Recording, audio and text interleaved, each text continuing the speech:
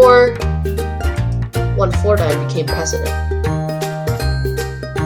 So as you can see here, the Republicans would gain 4 seats in their best case scenario. So as you can see here, I do think Ron DeSantis will beat Kamala Harris. Good evening, and welcome to Election Night in America 2024.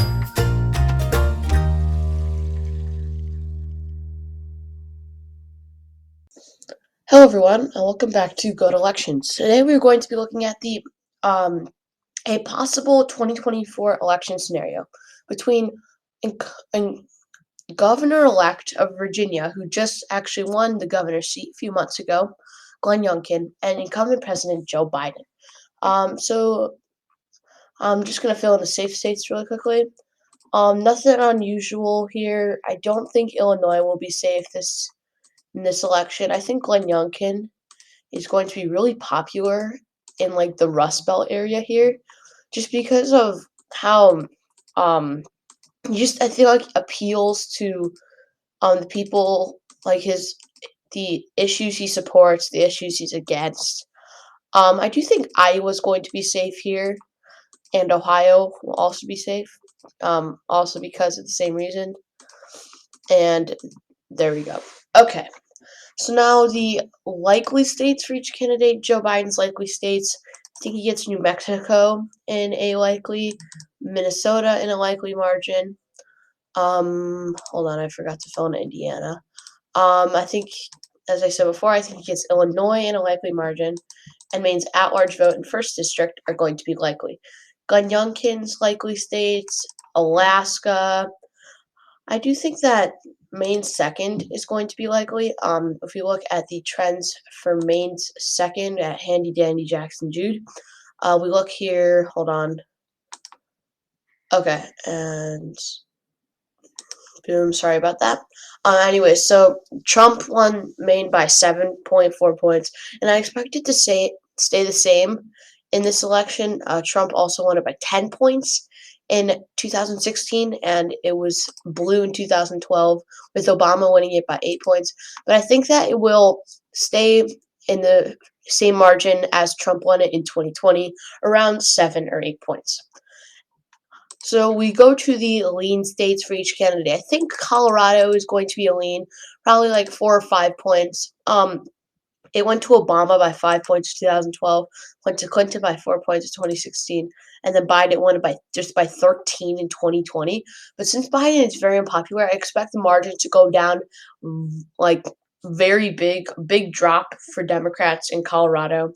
And I think that Colorado goes back to around the margin it was. Actually, I would probably say the margin it was in 2012, but I do consider 5 points a lean margin. And then I don't think Biden will have any more lean states besides Colorado. And then Glenn Youngkin's lean states are Wisconsin, Florida, Georgia, Arizona. I think also Youngkin could be popular in the South. Texas is also lean. North Carolina's lean. I feel like he actually would be pretty popular in North Carolina. So I mean, I might put it as likely, but I'm gonna put it as likely for now. But some people might say it's lean. And I also think that Pennsylvania is going to be a lean. Joe Biden's lean states. Nebraska's 2nd district. I think it will be lean, just because. So Romney won it by 7 points in 2012. Trump won it by 2 points only in 2016, and Biden won it by 6 points in 2020. So I think that it stays around like 4 or 5 points, like same margin as Colorado. It's another lean for Biden. And I think that will be that. Joe Biden tilt states. I think he'll get New Hampshire to tilt. We look at New Hampshire's trends. Biden won it by 7 points in last year. Clinton, won it by 0.37 points, which I think, if I'm right, no, it was the second closest state in the 2016 election, and then in 2012, Obama won it by 5 points. So it has really been a swing state, and I think it'll be less than a point of a win for Joe Biden.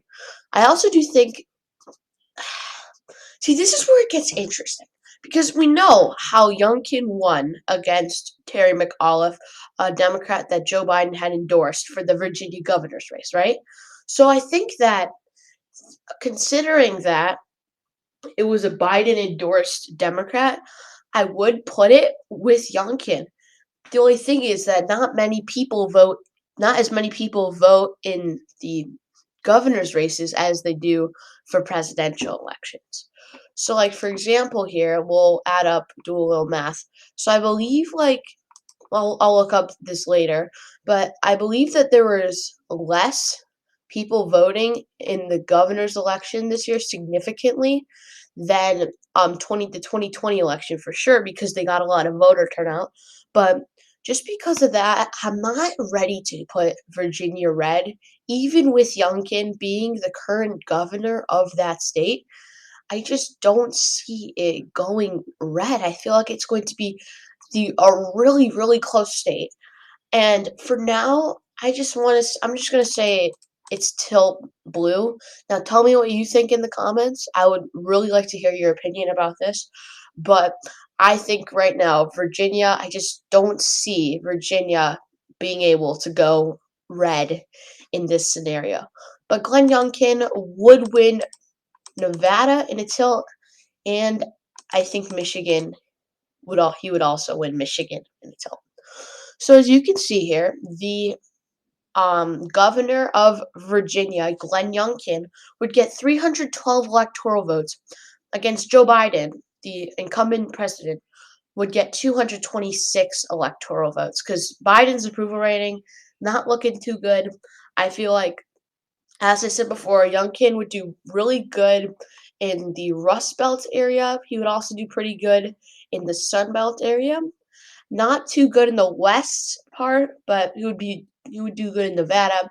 And I think that um we could see a Glenn Youngkin presidency in 2024 if he decides to run, because I feel like the Republicans are going to want to pick someone that they know can challenge Biden. Well, I mean, I guess most people can challenge Biden in the Republicans, but like beat him actually.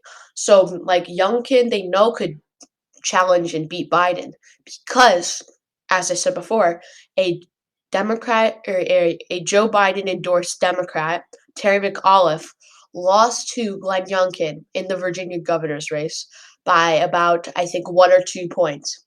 And I think that with that, everyone's knowing that Joe Biden is like Terry McAuliffe and Glenn Youngkin is like Glenn Youngkin, obviously. But I feel like in that case, Virginia would go red. But it just depends on how popular of a governor Glenn Youngkin is by the time this election rolls around. Because it's so hard to predict, what he's going to do, what he's not going to do, and how popular he's going to be. So right now I'm putting it as tilt. I don't want to like go crazy here and put it as red, but yeah. So thank you guys for watching. Be sure to hit that subscribe button. I want to get to 175 subscribers by the end of the year. It is currently December 16th when I'm recording this and when the video will be out. And we have 15 more days to gain 5 more subscribers. So I would be much appreciated if you can do that. And also be sure to hit that like button and share this video and share my channel with anyone so we can get to 175 subscribers in the next 15 days. And I will see you guys in the next video, and I hope you guys have an amazing rest of your day.